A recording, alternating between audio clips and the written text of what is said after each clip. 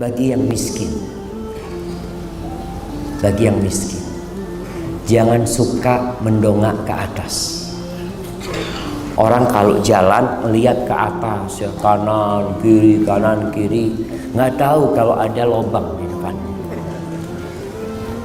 Terjerumus antum nanti. Rasulullah SAW mengatakan, "Unzuru ila man huwa asfala minkum." Lihatlah kepada yang di bawah kalian. Wala tanzuru ila man huwa fawqakum. Jangan ngelihat ke atas. Fahuwa ajdaru an la tazdaru nikmatallah alaikum. Itu akan lebih pantas buat kalian untuk tidak meremehkan nikmat yang Allah berikan kepada kalian. Sesungguhnya Allah menjaga hambanya. Ada hambanya Allah yang dijaga supaya nggak dapat dunia. Padahal orang ini kepingin dunia, jamaah. Kepingin dia sama dunia, tapi dijagain sama Allah nggak dapat dunia. Usaha bangkrut, ikut ini bangkrut, aduh pokoknya hidupnya susah. Jadi kalau antum gagal dalam kehidupan ini, udah usaha tapi nggak dapat itu rizki, husnudzon sama Allah. Mungkin memang kalau anak kaya, anak nggak bersyukur. A'udzu billahi minasy syaithanir rajim. Bismillahirrahmanirrahim. Jamaah rahimakumullah, bagi yang miskin, jangan suka mendongak ke atas. Orang kalau jalan melihat ke atas, ya kanan kiri, nggak tahu kalau ada lubang di depannya. Terjerumus antum nanti. Rasulullah SAW mengatakan, "Unzuru ila man huwa asfala minkum." Lihatlah kepada yang di bawah kalian. Wala tanzuru ila man huwa fawqakum. Jangan ngelihat ke atas. Fahuwa ajdaru an la tazdaru nikmatallah alaikum. Itu akan lebih pantas buat kalian untuk tidak meremehkan nikmat yang Allah berikan kepada kalian.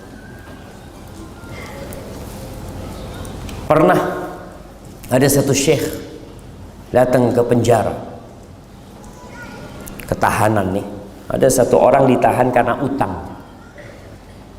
Utangnya ya hampir 2 miliaran mungkin waktu itu. Dia ditahan, akhirnya pihak kepolisian datangkan guru, ustaz, syekh pada waktu itu datang. Katanya fulan mau bunuh diri. Dia mau bunuh diri.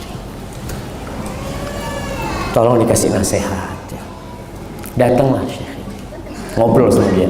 Kamu kenapa kondisinya? Iya syekh, anak terlilit hutang. Berapa hutangmu? Anak lupa jumlahnya, kira-kira dia mengatakan waktu itu 900.000 real. Ya sekarang hampir 3M. Oh kata syekhnya, absyir, cuma segitu hutang, terlunasin. Benar syekh kata dia. Iya kata dia. Iya syekh, anak kalau gitu siaplah untuk melanjutkan kehidupan. Ini kan mau dilunasi hutang. Iya tapi nggak gratis, nanti bayar kata dia. Oh iya nggak apa-apa syekh. Gimana kalau matamu aku hargai 1 juta real, terus ginjalmu aku hargain 500.000 real, kemudian apa jantungnya macam-macam. Saya emangnya anda dagangan, saya tawar-tawaran kayak gitu. Kau kan mau buang semuanya itu, kau kan mau bunuh diri, dibuang semuanya itu kan, sekarang dibeli. Lalu dia sadar kalau ternyata Allah berikan di tubuh kita ini kekayaan yang tidak bisa dihargai dengan uang. Kita ini kaya tapi nggak bersyukur sama Allah. La in syakartum la azidannakum. Jangan ngelihat ke sono, lihat di tangan kita bisa bergerak. Alhamdulillah, alhamdulillah. Allah akan tambahin kalau kita bersyukur. Kita ini disyariatkan untuk berziarah, mengunjungi, membesuk orang-orang miskin. Walaupun sekarang memang sulit cari orang miskin.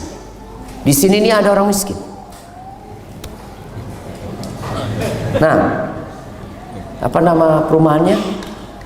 Kebayoran Residen. Ada orang miskin. Ada enggak? Anda tanya. Miskin hati banyak katanya. Nggak ada. Orang kaya nggak mau kumpul sama orang miskin. Memang ada kehidupan materialisme yang diciptakan. Padahal Nabi SAW menganjurkan kita untuk cinta kepada orang-orang miskin dan dekat sama mereka, dekat sama mereka. Sekarang dipisahkan. Untuk kalau masuk orang miskin itu di balik pagar cuma, balik tembok sana. Kalau mau masuk ke perumahan ini harus tinggal KTP. Enggak KTP enggak? Ana pernah nganter istri sama anak-anak. Ya ada perumahan di Jember itu perumahan yang paling bagus loh. Ana naik mobil, diberhentikan sama satpam. Mau kemana? Waduh, mau ke rumahnya fulan. Nah, KTP kata dia. Oh, ternyata khusus orang-orang kaya. Kita harus masuk. Karena takut nanti mencuri, nanti apa ini itu. Ada ketakutan buat keamanan Ustaz. Berarti kan mereka merasakan ketidakamanan. Deketlah sama orang miskin. Nggak apa-apa punya perumahan khusus, nggak apa-apa. Tapi tiap pekan datang ke tempat kampung orang-orang miskin, bawa sumbangan kepada mereka untuk mengobatin hati kita. Dan yang miskin pun terobatin hati. Terakhir, sebelum kita masuk ke sesi tanya jawab, Rasulullah sallallahu alaihi wasallam mengatakan, "Innallaha ta'ala yahmi 'abdahul mu'min ad-dunya wa huwa yuhibbuhu." Sesungguhnya Allah menjaga hambanya. Ada hambanya Allah yang dijaga supaya nggak dapat dunia. Padahal orang ini kepingin dunia jemaah. Kepingin dia sama dunia, tapi dijagain sama Allah nggak dapat dunia. Usaha bangkrut, ikut ini bangkrut, aduh pokoknya hidupnya susah. Sebagaimana kama tahmuna maridhakumut ta'amus syarab. Sebagaimana kalian bagaimana menjagain orang yang sakit, makanannya dijagain, nggak boleh makan ini, nggak boleh minum ini. Itu Allah yang jagain. Jadi kalau antum gagal dalam kehidupan ini, udah usaha tapi nggak dapat itu rezeki, husnudzon sama Allah. Mungkin memang kalau anak kaya, anak nggak bersyukur. Mungkin. Tapi bukan berarti kemudian antum malas ya. Kalau gitu anak nggak usah bekerja, kerja terus. Karena hitungan kerjaan kita ada pahala. Antum bekerja, cari rezeki, pagi keluar rumahnya, dapat pahala asalkan niatnya benar. Nah, apa niat yang benar? Siapa yang mau jawab? Nah, nikmatnya ridha Allah. Yang lainnya ibadah,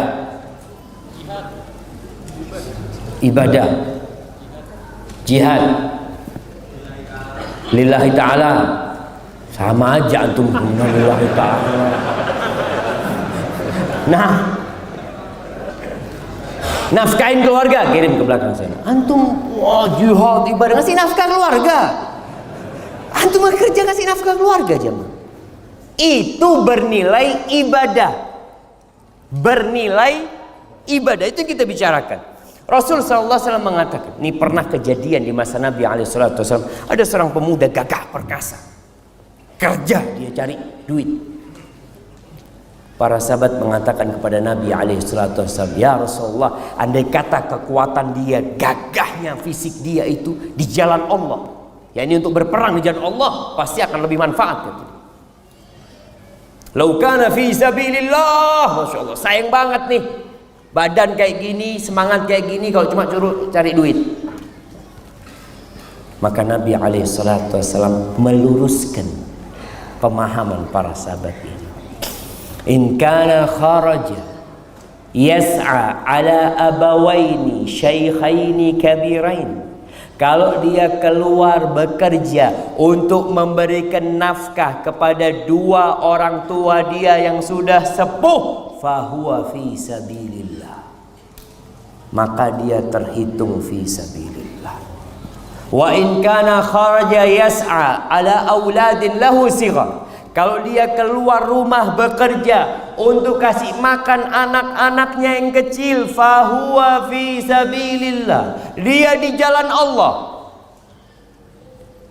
Yang ketiga, wa in kana kharaja yas'a ala nafsihi, kalau dia bekerja untuk mencukupi kehidupan dirinya, supaya nggak minta-minta, supaya dia tidak berbuat dosa mencuri, mungkin juga persiapan untuk menikah, pokoknya untuk menjaga kehormatan dirinya, fahuwa fi sabilillah, maka orang ini terhitung fi sabilillah. Wa in kana kharaja yas'a riya'an wa mufakharatan fahuwa fi sabilis syaitan. Tapi kalau dia keluar kerja, berusaha, berupaya untuk pamer hartanya, untuk berbangga-banggaan dengan manusia, ini yang di jalannya setan. Dan biasanya manusia sampai titik di jalannya setan. Dulunya kerja ngasih nafkah, sekarang orang banyak gaya hidup, bukan kebutuhan hidup. Dia untuk berbangga, kerja ngumpulin duit untuk beli handphone yang model terbaru. Untuk apa antum beli ini? Untuk apa kira-kira jamaah? Ada handphone harga 30 juta, pamer. Ya karena antum nggak punya. Nah, kasih hadiah. Nah, tapi yang gue enggak Ustaz, enggak pamer Ustaz. Perlu anak Ustaz. Perlu apa? Buat WA Ustaz. Harga 30 juta buat WA doang enggak tadi? Sayang kalau buat WA enggak. Ada sesuatu yang lainnya. Tapi memang ada enggak Ustaz? Memang anak perlu. Karena ada aplikasi ini itu yang memudahkan. Oh, tafadhol. Ada masalah. Yang penting tadi jangan sampai riyaan wa mufakharatan. Jangan sampai antum bekerja capek lelah hanya untuk riya, pamer dan berbangga-banggaan. Maka antum akan berada di jalannya syaitan. Baik, barakallahu fikum.